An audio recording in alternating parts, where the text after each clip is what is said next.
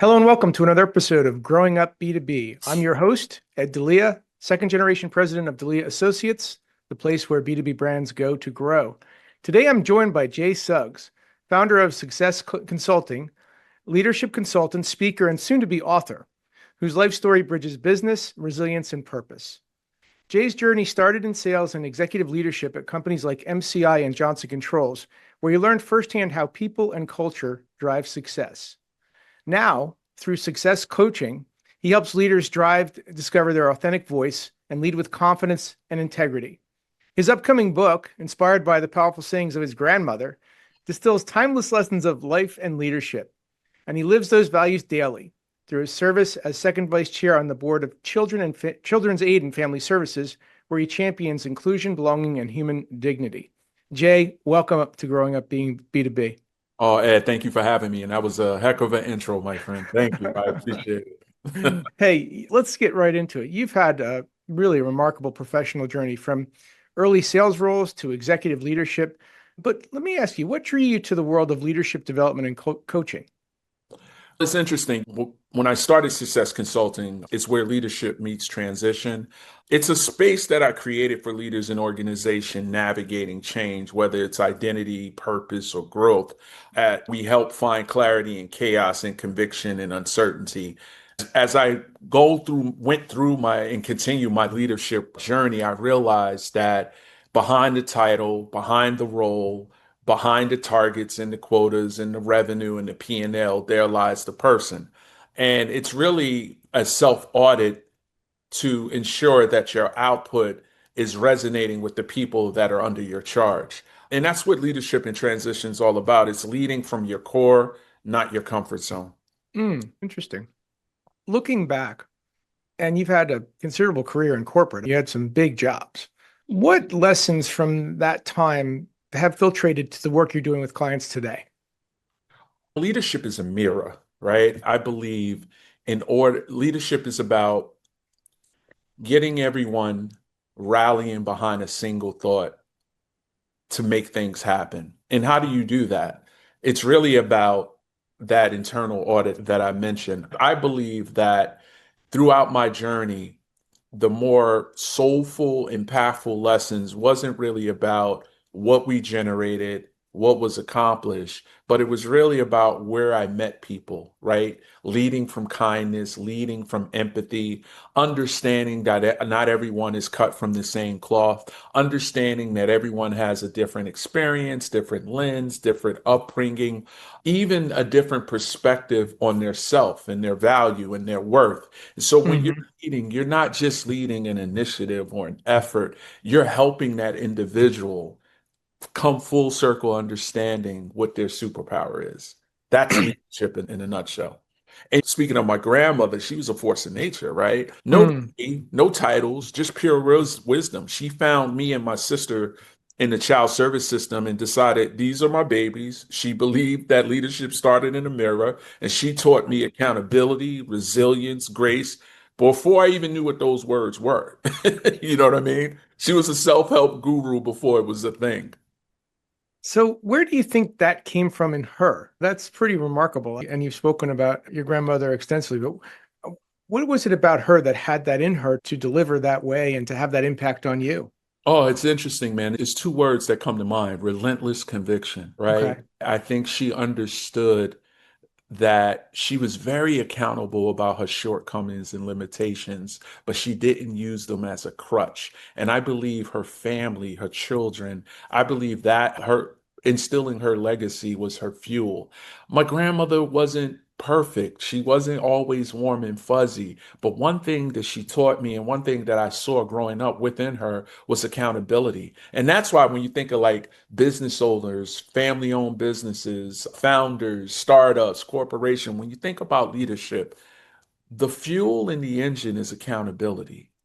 It's not Mhm. what you're driving. It's not what you're producing. It's not what you're pushing for. It's holding yourself accountable, not to say you're doing something wrong or you're incompetent, but holding yourself accountable and understanding, okay, There's gaps of opportunity for me to grow here. Okay, maybe I pivot here. Okay, Mhm. maybe I meet this person exactly where they are. Or how about I just listen? So, what I learned from my grandmother was self accountability. Nice, nice.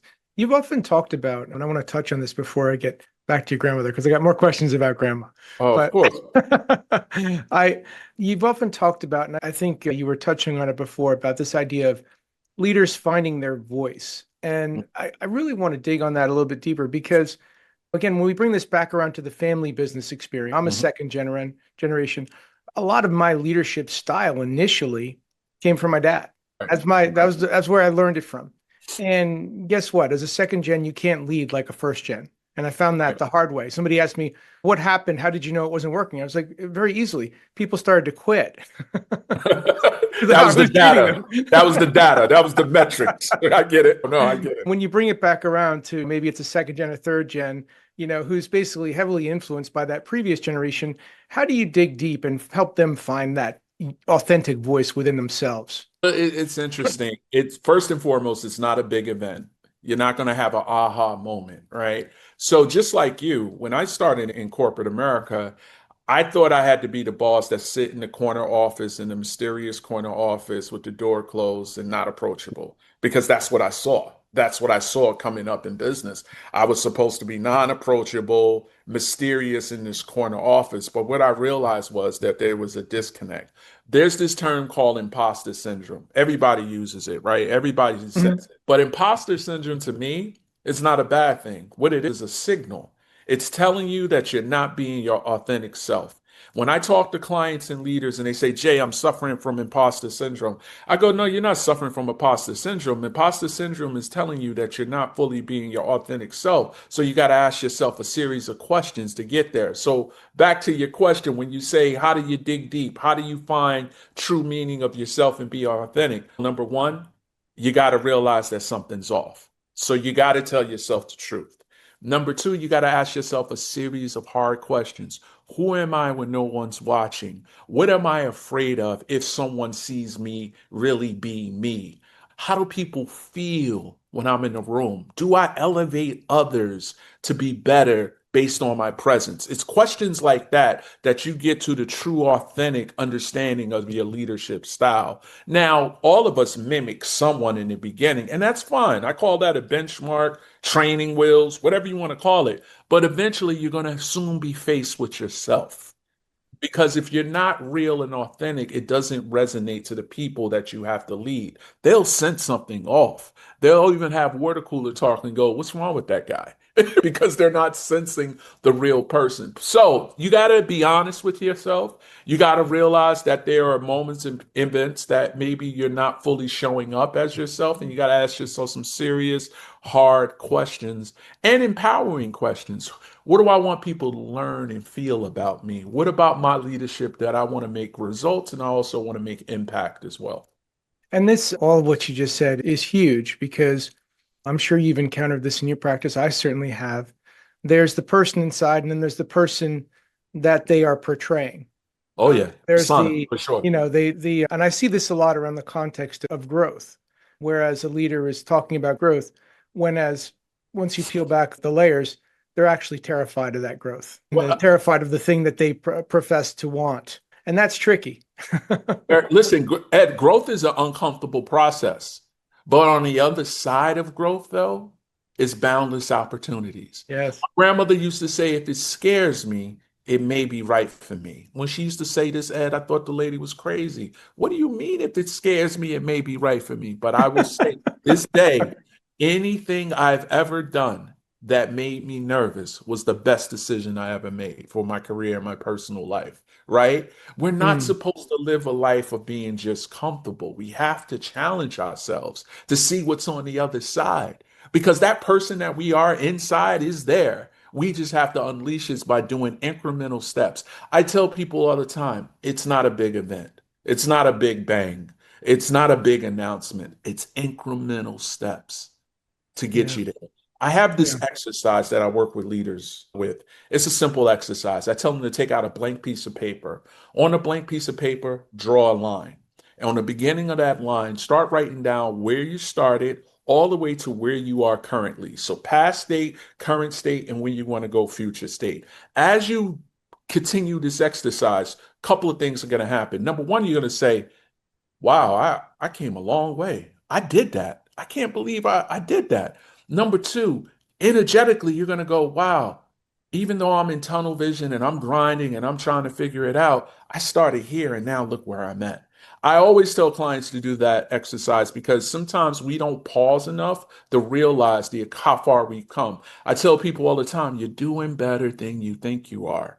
You're doing Yeah. better than you think you are. There's a beginning, and then there's a current state, and then there's a future state. But I also tell my clients, don't future trip. What I mean by that is you're so worried about what the future is going to be that you're not even embracing and reveling what the present is and the amazing things that you're doing in the present, right? The future is the future. You're never going to know. But I can tell you this, if you focus on the present, the future looks bright.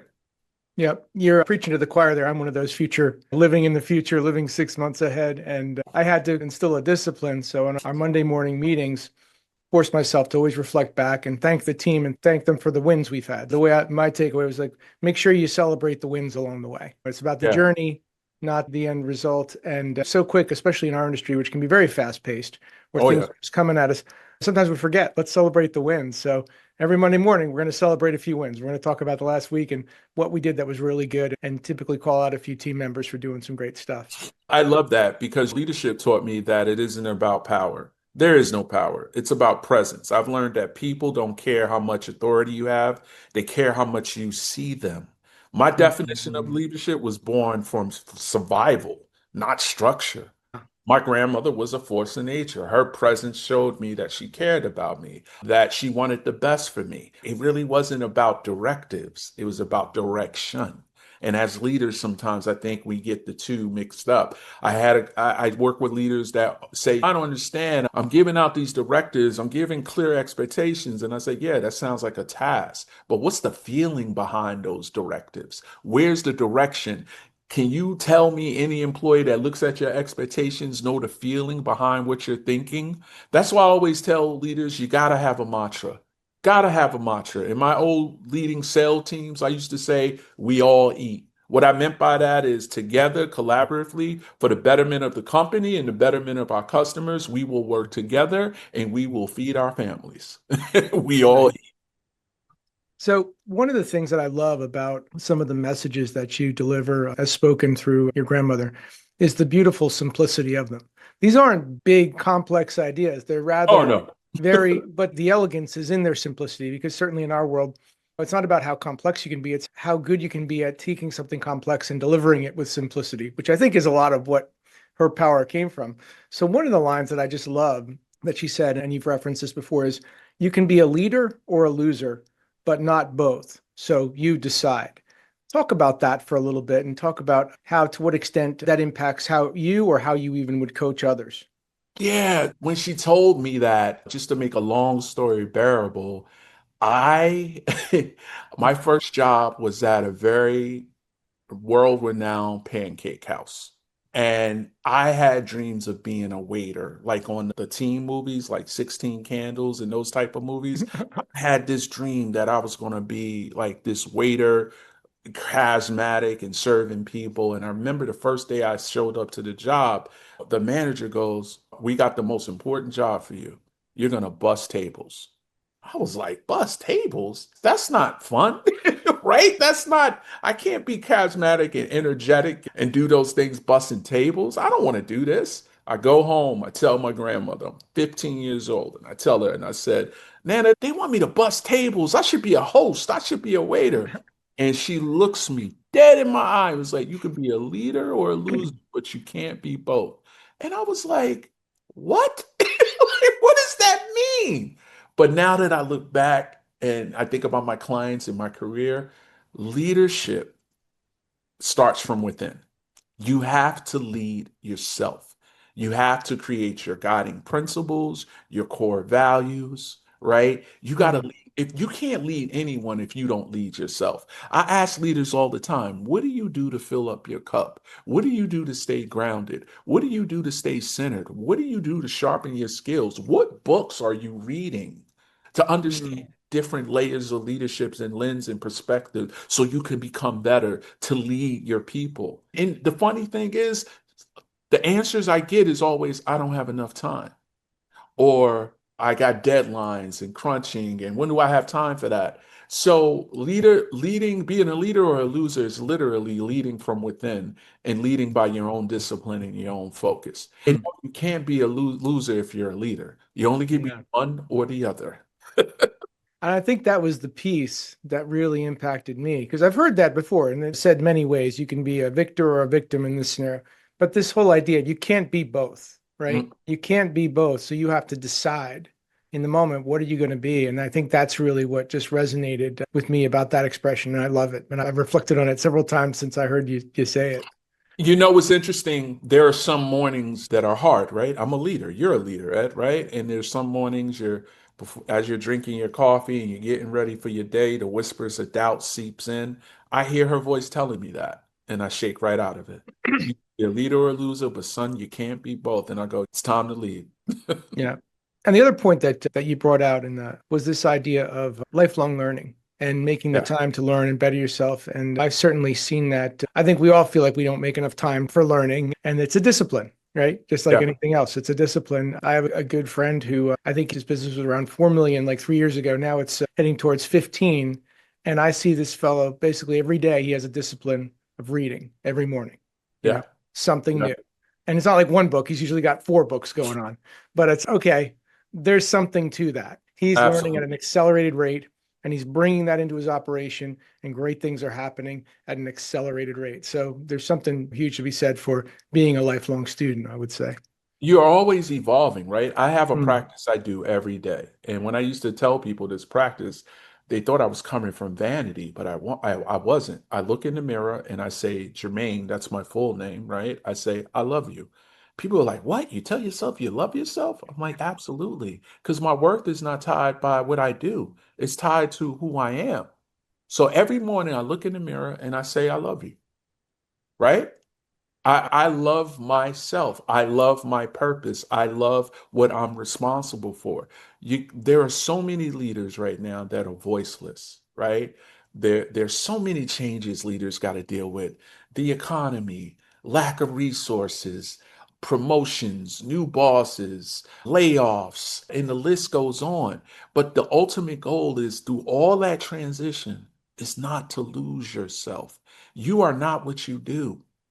Behind that title and that role and the responsibility, there lies the person. So I always ask leaders, what do you do to fill up your cup? For me, it's a cup of espresso, looking outside the window, looking over the Hudson, and just being still and grateful. I mm. always ask in my meetings, I say, hey, what are you grateful for? Because gratitude is the anchor of all perspective. You're having a down day and things are not going right and you're complaining, do 2 minutes of gratitude. It'll shake it off. Yeah. It'll shake it off. And I also Sure. tell people, when you feel like you're suffering or you feel like you're struggling, go help somebody. The feeling will go away. Go Yeah. help somebody. Go serve. It'll go away. Listen, leadership is not a position. It's not a program. It's not a package. It is a human dynamic. It is a human dynamic, right?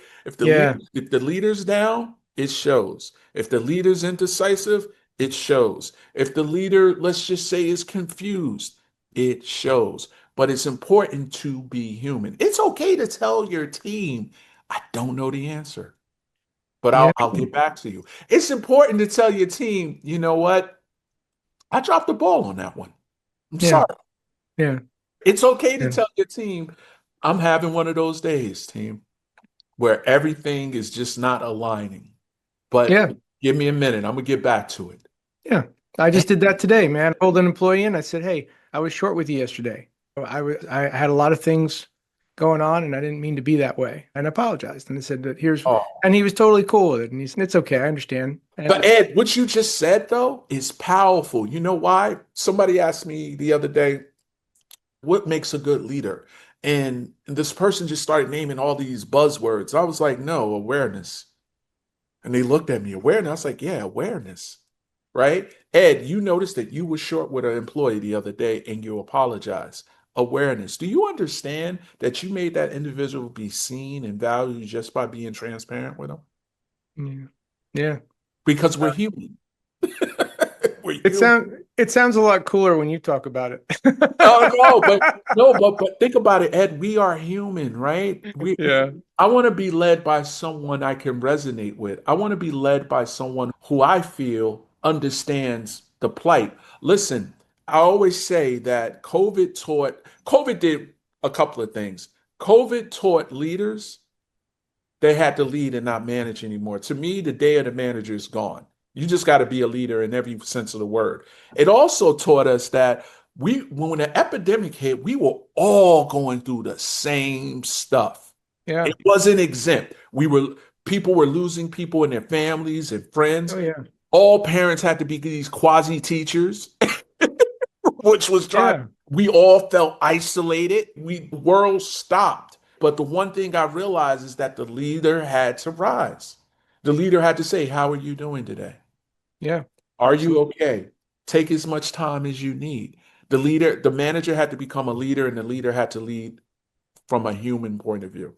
Yeah, yeah, and it's a bit rear view, but not that rear view where there was a lot of fear in the air, man. I felt it. I was there. I was like, I really thought the sky was falling and we were all going to die. And then the next day the sun rose and like, okay, Yeah, we're going to I get mean, through this. right. My grandmother Yeah. always used to say, even through the most horrible storms, the sun eventually comes out. And listen, even during that time, when I discussed this topic, it wasn't about pretending you were okay. What it was about leading through challenging times is leading as a human being, Yeah. which you'll be surprised a lot of leaders struggle with. They Yeah. hide behind the responsibilities. They hide behind the role itself. They create this persona that is not engaging enough to understand where people are at in their time and their status or whatever the position they're in or what their job responsibilities are. Being a leader is the most human interactive thing you have to do day in and day out. And when I say leader, I'm not just talking about B2B and family owned and corporate America. So you got to lead your family. Mm, You got to lead as a parent. You got to yeah. lead if you got older parents, you got to lead and be their caretaker. Leadership is a principle that's embedded in every facet of life. Wow. When I talk to future leaders and they say, I go, okay, why do you want to get into leadership? And they go, I want to make more money. Conversation's done. It's over. Well, it's a pleasure meeting you. Pleasure meeting you. Because leadership is a serving role. It has nothing to do with you. Yeah. Absolutely nothing to do with you. It's a serving role. That's So, so funny. It reminds me of a story when I was midway through the buyout of the business, having a really bad day. Just felt mhm, like I could do no, like, why did right. I come in today? I'm like all left feet. And I call up my older brother who was very successful. And I said, I don't know why I went down this path. I don't know why I'm buying this business. I don't know what I'm doing here. I think I'm just messing up left and right. And so he said, Ed, why did you agree to buy dad's business? And I said, Great question. I was all pissed off. I'm like, to make more money. And then his Mm. response was, Jay, he goes, you were stupid. So I'm like, what's that now? And he said, if you really were interested in money, you should have gotten into finance, financial advisory, banking. That's where the money is. It's not in marketing. He said, maybe you did it, Ed, because you love it and you have a passion for it. And you're pretty darn good at it. Maybe that's why you did it. And he brought me back to center and said, yeah, it's really not about the money. It's about doing what you love and creating something special through that leadership and through that passion. Yeah, listen, when I started Success Consulting, it wasn't about money because I did very well in my other life. You did. I would say, and I tell anybody this, eventually, who you're supposed to be and who you're pretending to be will come head to head. And you will have to make a decision on who you want the world to see. Yeah. My grandmother used to say to me, JJ, the world will believe in you just as much as you believe in yourself. Whatever we want the world to see of us, that's what we show. But if you believe in yourself and you have conviction, then people won't doubt who you are. So when I took the leap, I know I wanted to help leaders. I wanted them to find a voice. I wanted to help build high performing teams. I know what it is to be a leader and still feel lost. When I became an executive, Ed, everyone was high fiving me. I was getting all these celebratory messaging. I felt empty inside.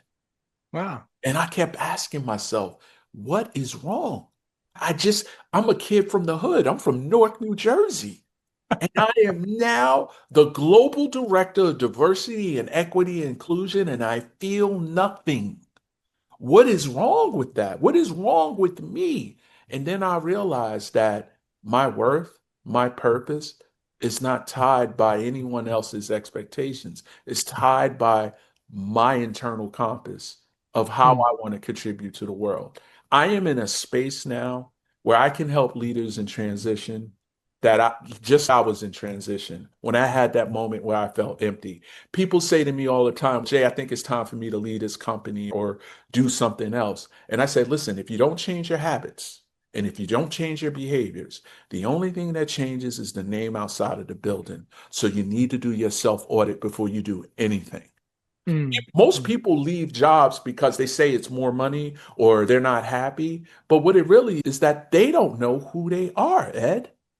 You're looking for this external validation. You're looking for this other company or this $10,000 more salary to make you feel whole.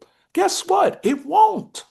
Yeah. Whenever I had employees come to me and say, "Yeah, Jay, this is my 2 weeks," I would go, "Are you sure?" "Yeah, are you going to counter?" "No, I'm not going to counter, but are you sure?" I would say, "Are you sure?" Not countering, no, but are you sure?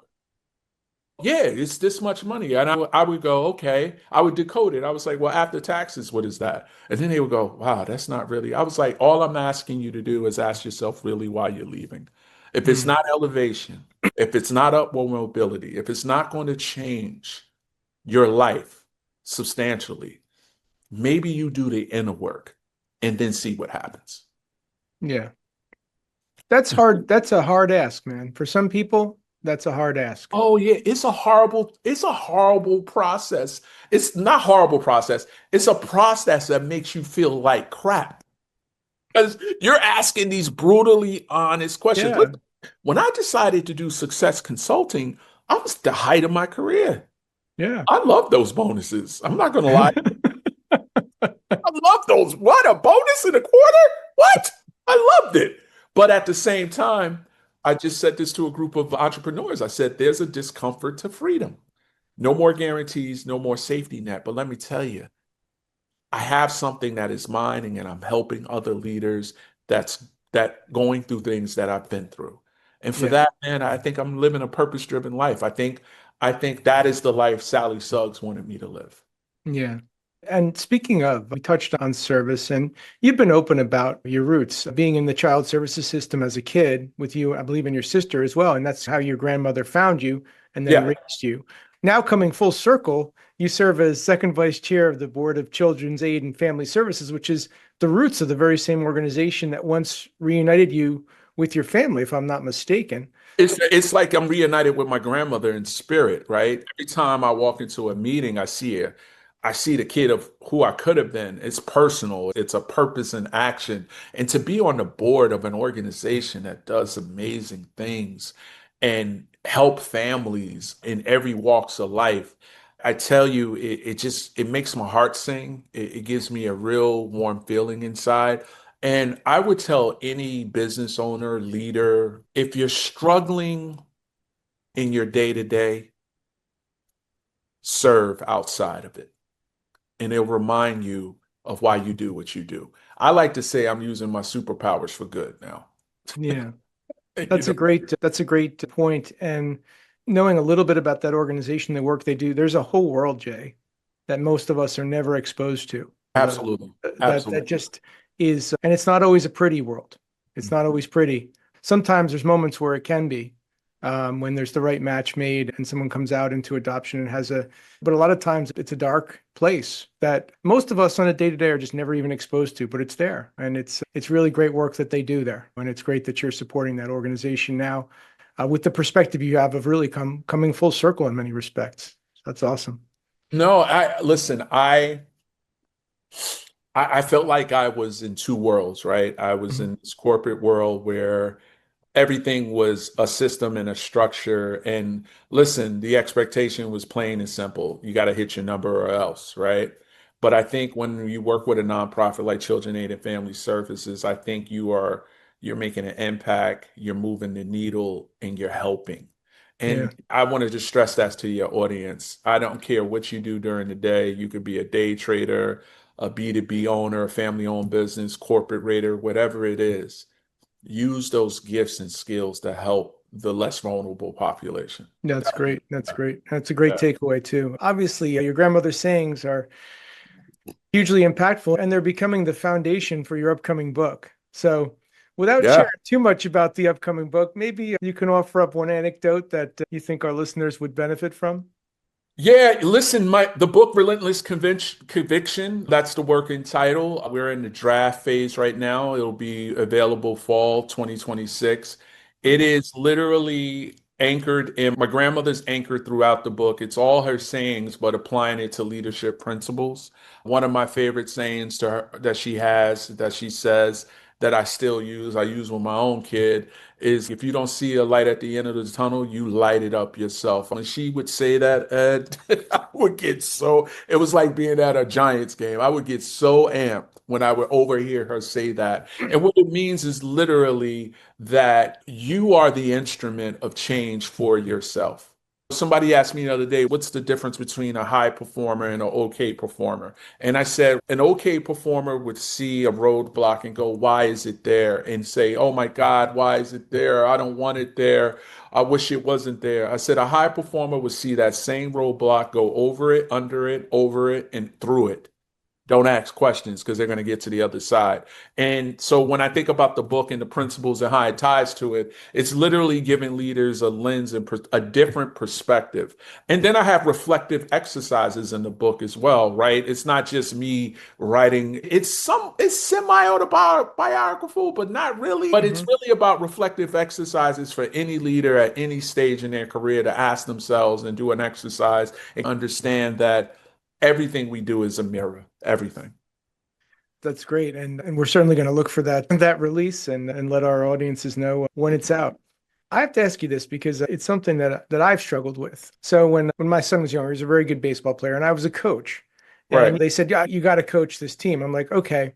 And I played baseball, so I knew how to play. But then I'm standing there as the coach, and I'm like, "Okay, what do I do?" Mhm. Coming to that realization that, all right, I knew how to do it, but I had no idea how to teach it, let alone how to teach it to a bunch of 8 and 9 year olds. In your journey, Jay, you've gone from one who is the leader, leading, to now teaching leaders Yeah. leadership. So What? talk about that for a minute. What did you have to do? What was the hardest thing for you to make that transition? I realized that influence is not about being the loudest, it's about being the clearest. So when your message comes from authenticity, you don't have to chase attention. It comes to you, it Mhm. finds you, right? I like to consider myself more of a connector. So when I was talking to leaders, when I talk to leaders now, it's not really it's I call it the mirror, the shift and the movement, right? The first thing we're going to do is you're going to not me, but you're going to get brutally honest about yourself, right? If leadership disappeared tomorrow, what would people say about you, your leadership? The results, the impact, or would they be relieved? When I ask leaders that, they go, "Oh man, I think it's the third part that they would be relieved." And I was like, then we got work to do, my friend. Yeah. Think about it. And listen, here's the thing about that question. When I am coaching leaders, there's no wrong or right answer. It's really about where you are and how you see yourself and how others perceive you as a leader. So the mirror, let's ask some reflective questions. Then the shift. Okay, how do I go from, okay, I'm aware now into putting these practices into principles, and then the movement, how do I incrementally implement the new things that I've discovered about myself? And they're really not new, you're just uncovering who you were before you got the title. Yeah. Yeah. And the first step, I think, is always establishing that awareness.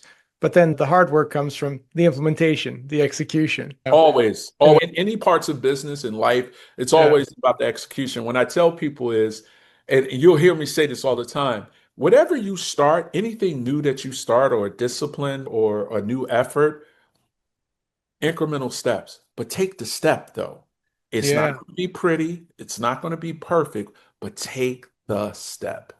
absolutely, absolutely. And if you fall down, you got to have that fortitude to get back up again, and You got to be resilient, but you're not taking the step for perfection. You're taking the step because you're getting closer to yeah, growth. And yeah, for growth is sure. not easy. It's an uncomfortable process.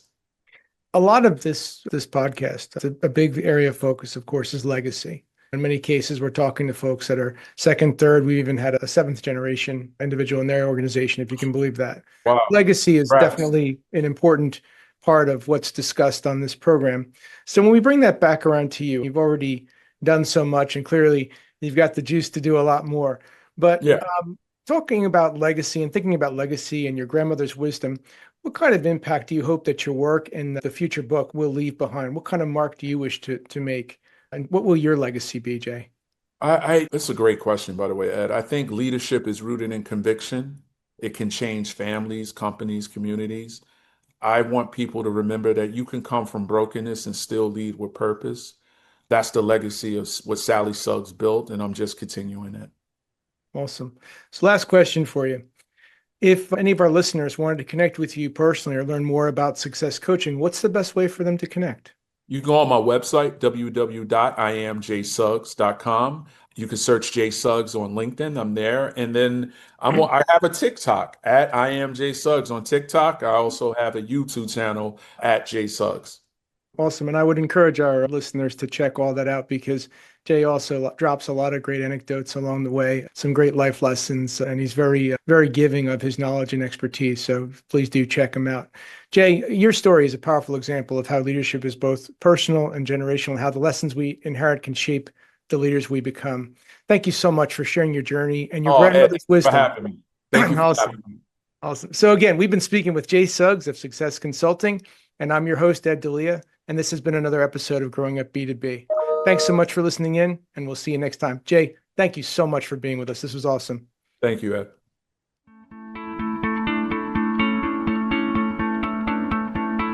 Hey, thanks so much for tuning in to Growing Up B2B. To explore more episodes and insights, visit podcast.delianet.com. And if you've enjoyed this episode, please give us a rating or review on your podcast platform of choice. Having worked with hundreds of family-led businesses across my career, and being a second-generation leader myself, I'm on a mission to help every family business I meet achieve next-level growth for their organization. So feel free also to connect with me on LinkedIn and let's support each other. You can also find out more about my company at delianet.com. Again, I'm your host, Ed Delia, and thanks so much for joining us today. Take care.